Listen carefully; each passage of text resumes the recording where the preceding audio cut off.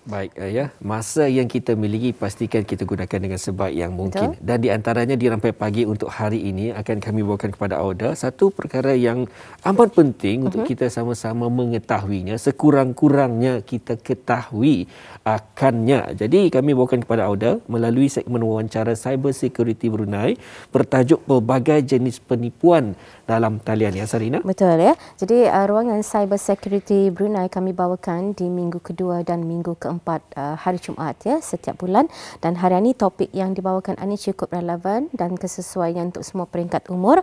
Memperkenalkan narasumber kita Yang Mulia Pengiran Muhammad Farid Zulhusni bin Pengiran Aziz, Ketua Pelatih Cyber Security Brunei. Assalamualaikum Pengiran, apa khabar hari ini? Waalaikumsalam warahmatullahi wabarakatuh. Alhamdulillah. Dan salam Lebaran kami ucapkan juga ya. Kesempatan kita ini masih bersiaran di bulan Syawalan ya. Baik. Topik yang wajar untuk kita ini ketengahkan, memberikan awareness ataupun kesedaran kepada masyarakat Brunei, tambahan lagi pengguna medsos ataupun pengguna internet di negara kita ini. Mungkin sebagai mukadimah dapat menerangkan lebih lanjut Tuan Pengiran mengenai topik yang disampaikan untuk hari ini. Junjung. Okey, terima kasih. Bismillahirrahmanirrahim. Alhamdulillahirabbil alamin wassalatu wassalamu ala asyrafil anbiya'i wal mursalin sayyidina Muhammad wa ala alihi washabbihi ajmain. Assalamualaikum warahmatullahi wabarakatuh dan salam sejahtera dan selamat pagi kepada Tuan Muammar dan Puan Serina dan para penonton Rampai Pagi pada hari ini. Alhamdulillah kita masih lagi berada di penghujung bulan Syawal, dan di kesempatan ini pihak Cyber Security Brunei ingin mengucapkan selamat Hari Raya Aidilfitri, maaf zahir dan batin kepada seluruh umat Islam di negara Brunei Darussalam. Alhamdulillah segmen segmen Cyber Security Brunei bersiaran lagi pada hari ini untuk membincangkan topik yang berkaitan dengan ancaman-ancaman jenayah cyber. Dan pihak Cyber Security Brunei juga ingin mengucapkan ribuan terima kasih kepada pihak Rampai Pagi, Radio Television Brunei ke atas jemputan wawancara Rampai Pagi pada hari ini dan berikan peluang kepada Cyber Security Brunei untuk mengkongsikan dan memberikan pelbagai isu semasa mengenai ancaman-ancaman jenayah cyber yang berlaku pada masa ini. Seperti yang kita semua sedia maklum, kita pada masa ini berada dalam zaman digital dan internet memainkan peranan yang sangat penting untuk memenuhi keperluan kita seharian, terutama sekali situasi COVID-19 pada masa ini yang banyak memberi perubahan ketara dalam kehidupan umum dan menunjukkan bahawa kebergantungan dunia terhadap ICT adalah terlalu tinggi. Contohnya pembelajaran dalam talian, pemanggilan video, penggunaan aplikasi Blue Health, pesanan dalam talian dan sebagainya.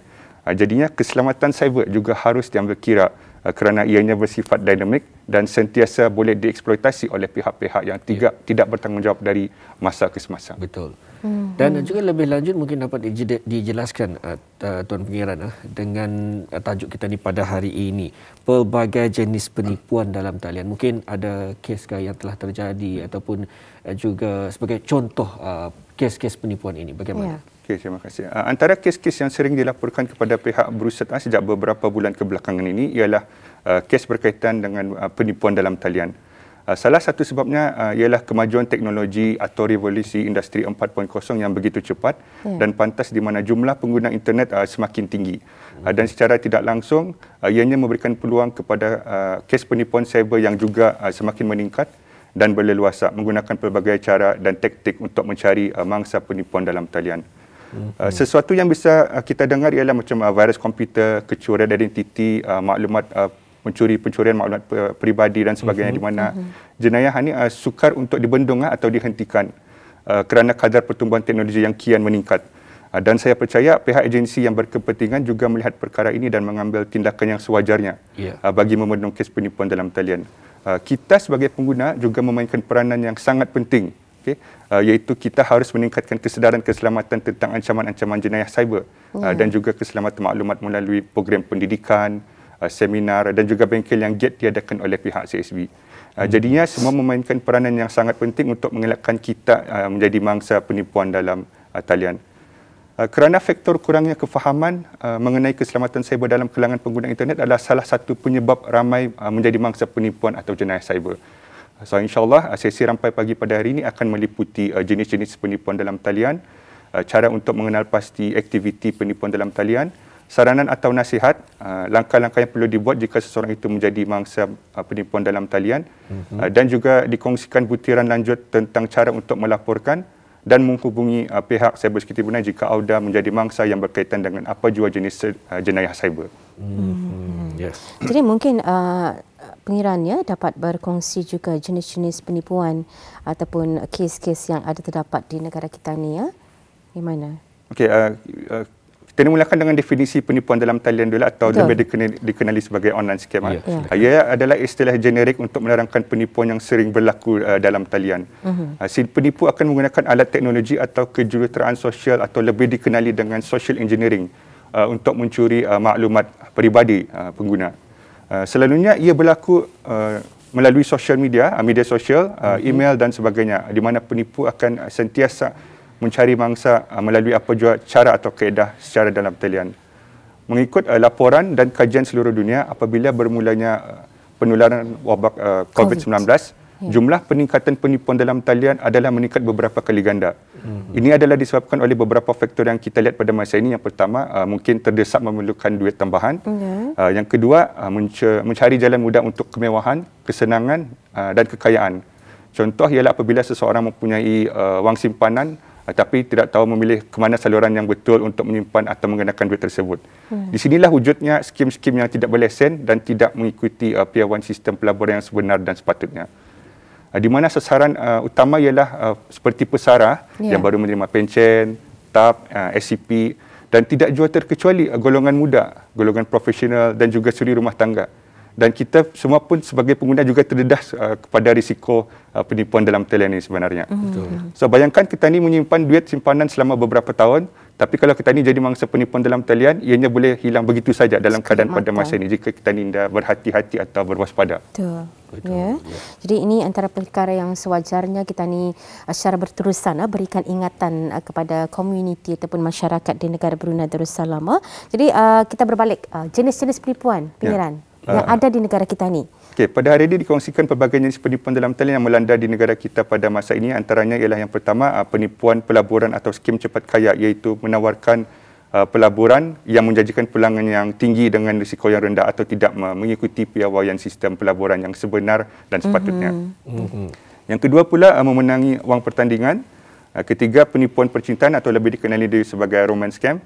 Dan keempat, penipuan penjualan dalam talian. Persamaan di antara penipuan-penipuan yang disebutkan tadi adalah mereka selalunya meminta butiran peribadi ketani dengan tujuan untuk mencuri wang dari mangsa. Baik, inilah ya Sarina, kalau kita lihat pada ketika ini sebenarnya dijelaskan juga mengenai dengan pelaburan, dengan adanya kita ni tertipu dengan kemanisan-manisan tadi. Yang pertama tentang kewangan ni, kalau kau bagi RM1 nanti dapat RM10 ada sebagainya tuan. Dan antara penipuan percintaan ini maklum sajalah kadang-kadang cinta ini membutakan. Itu memang dia dapat dinafikan. Dan dalam isu ataupun kes love scam ataupun romance scam ini, ia tidak terkecuali laki-laki kah, bini-bini kah, muda kah, berumur kah, memang ada kes satu berlaku di negara kita ni dan apa yang menyedihkan ianya turut melibatkan kerugian wang. Itulah kalau hal ehwal pasal pelaburan, skim-skim pelaburan cepat untung ini. Istilahnya kadang-kadang tadi sebenarnya boleh memikirkan secara logika betul. Pengiran, dan saya percaya mungkin saja melalui website-website tertentu di negara kita ni, hatta juga daripada laman sesawang Cyber Security Brunei mungkin ada menyenaraikan skim-skim ataupun perbadanan skim yang hanya dibenarkan di negara kita ni, ataupun mungkin melalui Authority Monetary Brunei Darussalam website-nya boleh diperoleh di sana. Dan juga mungkin ada Tuan Pengiran mengongsikan juga pada pagi ini, mungkin ada contohnya bagi penipuan dalam talian ini. Antaranya tadi adalah mengenai dengan pelaburan. Mungkin ada? Seperti yang tertera dalam skrin, ini adalah contoh penipuan pelaburan dan memenangi pertandingan. Gambar pelaburan yang di sebelah kiri di mana para penonton boleh nampak si penipu menggunakan nama sesebuah kementerian atau seorang individu. Kadang-kadang di luar negeri gambar selebriti digunakan untuk memberi kepercayaan kepada mangsa mengenai pelaburan yang ditawarkan. Di sana juga kita ni boleh melihat logo-logo di mana ianya disalahgunakan untuk memperdaya orang ramai. Contoh lain yang berkaitan dengan skim pelaburan juga ialah kadang-kadang dipanggil skim cepat kaya ataupun skim piramid, di mana sejumlah wang akan didepositkan atau dilaburkan kepada penganjur skim cepat kaya dengan janji dan syarat bahawa wang deposit tersebut akan dipulangkan kembali dengan faedah atau keuntungan yang dijadikan bagi wang deposit selalunya lebih tinggi daripada apa yang ditawarkan oleh institusi kewangan berlesen. Pengguna juga ditawarkan pulangan yang tinggi dengan risiko yang rendah. Itu selalunya yang common happen masa inilah.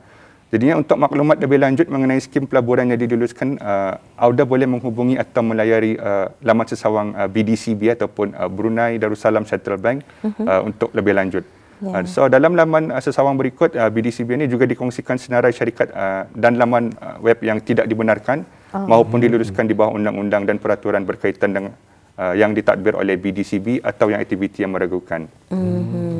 Dan sentiasa berhati-hati dengan tawaran yang selalu kita lihat dan baca dalam media sosial seperti pelaburan yang tidak berisiko, tawaran yang indah kabar dari rupa. Contohnya hari ini kita ni melaburnya bulan depan sudah kembali wang pelaburan 100%. Hari ini buat pelaburan RM1,000, bulan depan dan seterusnya akan menerima RM2,000 setiap bulan. Ini kata-kata indah dan manis. Dan seterusnya lagi ada peluang yang dikatakan yang datang sekali seumur hidup. Ada kadang-kadang yang punya post di media sosial itu beritahu mesti membuat pembayaran pada hari ini kalau anda terlepas peluang dan sebagainya. Jadinya kita ni harus ingat pelaburan akan sentiasa ada risiko kerugian. Jadinya jangan bertindak atau membuat keputusan terburu-buru terutama sekali berkaitan dengan pelaburan ini. Jangan mudah terpedaya dengan tawaran yang manis dan indah seperti dikatakan tadi oleh Tuan Muammar dan Puan Serina tadi. Kerana sikap individu yang ingin mencari peluang untuk kekayaan, kemewahan dan kesenangan ini dengan jalan mudah akhirnya akan sentiasa menjadi mangsa penipuan dalam talian. Dan gambar seterusnya, memenangi pertandingan atau cabutan bertuah yang tidak pernah kita daftar atau ikuti. Tetapi kita telah memenangi pertandingan berikut. Dia logik je tu. Dia logik Bila masa ku kontes dangdut tadi. Mereka menang. Selalunya mereka akan minta butiran peribadi kita ni dan menyuruh mangsa untuk membayar macam jenis cukai untuk menerima hadiah daripada mereka.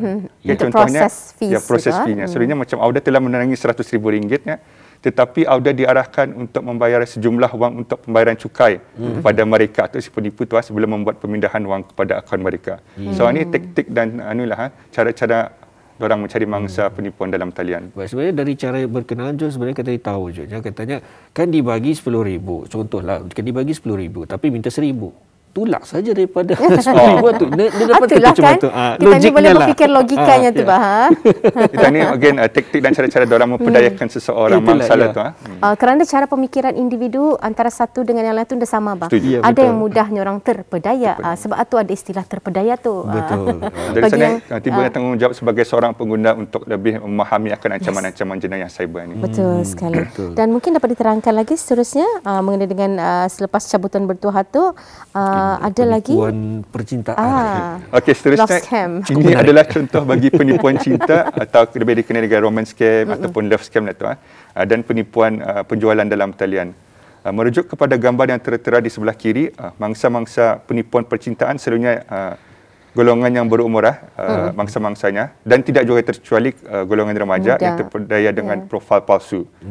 Sebahagian daripada penipuan berikut mengandungi pemarasan menggunakan bahan seksual dari mangsa di mana si penipu menyamar bekerja sebagai profesi jurutera, juruterbang, doktor dan sebagainya. Soalnya mereka akan ditipu secara emosional dan akhirnya terpedaya dengan kata-kata manis, kata-kata indah dan memberi si penipu itu wang mereka. Ada keraja orang tu Ada keraja. Itu kerajanya tu. Kerajanya tu Ada masanya untuk itu apa sweet talk atau sehingga tapi selalunya kes-kes begini adakah ianya berlaku di kalangan orang tempatan sendiri ataupun di kalangan domestic case dan luar negara? Ya, berlaku domestic place sama luar negeri lah. It's actually masalah global. Di mana perasaan itu orang mainkan supaya jatuh cinta dan sebagainya. Sudah jatuh cinta dari sana tertimbulnya kepercayaan dan sebagainya. Dan juga Tuan Pengarah mungkin dapat dikongsikan, adakah si penipu ini kebiasaannya mempunyai memberikan profil-profil yang sama tapi berlainan mangsa ataupun ianya mempunyai berbeza banyak identiti. Selalunya individu yang tidak bertanggungjawab ini akan membuat profil-profil yang berbeza mengambil mencuri maklumat daripada orang lain sebenarnya. Kadang-kadang gambar daripada doktor yang lain, profesi lain dan sebagainya. Artinya untuk memberi kepercayaan kepada si Mang Saleh tu yang dia bekerja sebagai seorang doktor dan sebagainya. Jadi ini berkaitan dengan pencurian data peribadi seseorang lah ya. Kadang-kadang kalau macam contoh love scam, romance scam ni ya, sebenarnya memberikan wang itu atas dasar rela pula tu Yes. mungkin itu lebih senang taktiknya berbanding dengan yang lain itu kali. Betul. Dan juga adakah di negara Brunei Darussalam ada yang melibatkan di kalangan orang tempatan dengan orang tempatan Ya, ada sendiri? pernah dilaporkan kepada Ada? pihak pusat lah. Selalunya si penipu akan memberi kepercayaan dulu kepada si pemangsa. Sudah kepercayaan itu ada, dari sana timbulnya pemindahan wang secara sukarela dan sebagainya. Dan orang berlarut tanpa masalah tu Ya, apabila sudah diketahui ianya merupakan satu penipuan ataupun scam. Baik, tentang penipuan ini juga mungkin ada berkaitan dengan penipuan dalam talian, itu dalam Pemasaran, jual beli. Pemasaran jual beli. Ya. Okay, dan contoh akhir sekali penipuan penjualan dalam talian di mana profil palsu menjual barang-barang seperti macam teknologi, alat kereta, perabot rumah dengan harga yang murah, tetapi barang tersebut sama ada dah sampai atau tidak berfungsi dengan baik. Okay. Ini banyak berlaku dalam penggunaan media sosial masa ini, terutama sekali dengan ada cirinya sponsored atau dan sebagainya. Sponsored atau bukan bermaksudnya 100% sah. Ianya adalah salah satu taktik untuk pemasaran yang lebih luas lagi sebenarnya. Meluas ya. Baik, kadang-kadang saya ingin menambah juga Tuan Pengiran dan juga Serina. Ini terjadi juga, bukannya terjadi, tapi saya tertipu oleh bukan tertipu sahaja oleh adik-adik sendiri, tapi berbeza. Katanya ia mengupload gambar, lepas itu ditulisnya di sana sponsored. Sejak bila kena sponsor ni? Bukannya, atau lokasi sejanya, tapi diubah perkataannya sebagai sponsored. Jadi mungkin itu salah satu cara sebenarnya, taktik mengubah. Biasanya kan kalau kita ni mengupload di Instagram Serina, nama dan kemudian ada lokasi di mana tempatnya kan. Ini caranya diubahnya menjadi perkataan sponsored. Jadi bagaikan jadi tanya ada pilihan untuk mengubah notifikasi ataupun posting kita ni tu menjadi sponsored lah. Ya, supaya yang mengubah maklumat lokasi itu menjadi sponsored. Diubahnya menjadi sponsored supaya memperdaya dan menipu jadi itu mungkin itu cara kalau kita ni lihat itu sebagai jenaka sajalah, tapi bagi mereka yang mungkin mempunyai ada maksud jahat, memang akan bahayalah bagi kita ni yang terpercaya ni. Setuju. Jadi Tuan, bagaimana ni caranya untuk kita ni melindungi diri kita ni sendiri? Betul.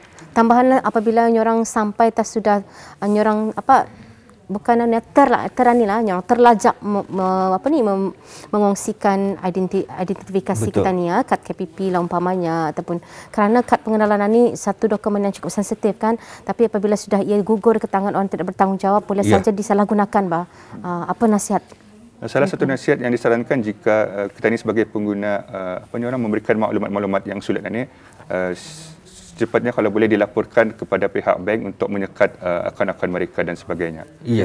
Dan juga dikongsikan saranan atau nasihat mengenai dengan penipuan dalam talian juga. Yang pertama, jangan panik atau jangan takut sekiranya anda dihubungi menyamar daripada pihak berkuasa seperti pihak polis, pihak mahkamah dan sebagainya. Dan juga jangan memberikan maklumat peribadi kepada orang yang tidak dikenali. Itu yang paling penting. Dan jangan terlalu mempercayai promosi yang terlalu bagus untuk menjadi kenyataan atau lebih dikenali sebagai macam too good to be true. Tapiskan kawalan atau pengikut anda di media sosial. Tetapkan profil media sosial anda kepada private atau join penting. Dan jangan sekali-sekali menekan pada pautan yang mencurigakan. Betul ya. Ini memang sering kali terjadi melalui SMS dan juga WhatsApp Serina. Betul kali tertipu. Betul ya. Baik, secara ringkas talian hotline ataupun mungkin macam mana cara menghubungi pihak cyber security untuk membuat sebarang aduan. Secara ringkas silakan Tuan Pengiran. Okey, berikut dikongsikan cara untuk melaporkan jika sekiranya terdapat apa sahaja jenis insiden berkaitan dengan jenayah cyber, iaitu anda boleh menghubungi kami melalui email kepada reporting@bruset.org.bn. Talian hotline 2458-001 yang beroperasi selama 24 jam. Dan di talian WhatsApp 717-0766. Dan untuk maklumat lebih lanjut, orang ramai boleh melayari laman web rasmi Cyber Security Brunei di www.csb.gov.bn.